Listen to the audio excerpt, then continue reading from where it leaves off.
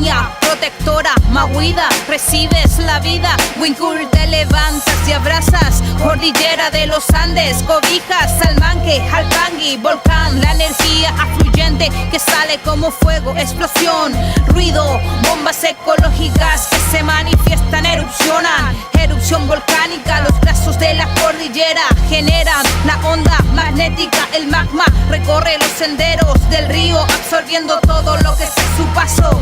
Ciudades cobijadas con cenizas, humanos petrificados. La Ñuque Mapu tiene el poder sobre los seres. Si se puede, si se debe respetar por donde se anda. Seres omnipotentes se asoman por la cordillera. El relieve más alto que nos protege de las aguas. Nutres nuestras vertientes con la nieve. Eres el canal de conexión con la vida y con la muerte. Incansable, cordillera de los Andes.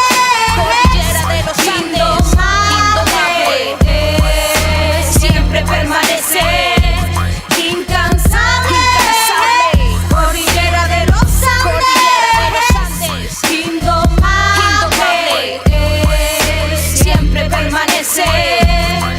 Cordillera de la costilla del universo, la madre tierra atravesó el beso del verbo fertilidad en América del Sur. Abundancia en plenitud combativa de los Andes es mi virtud, reclamando los derechos de la humanidad, para que nos entreguen información de verdad. Cómo estará nuestro planeta de salud, recuperando el ajayú, el alma, la fuerza en multitud.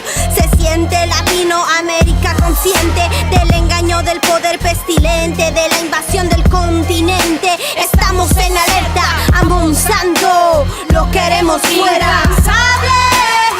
Cordillera de los Andes, cordillera de los Andes, indomable, siempre permanece. Incansable, cordillera de los Andes, indomable, siempre permanece.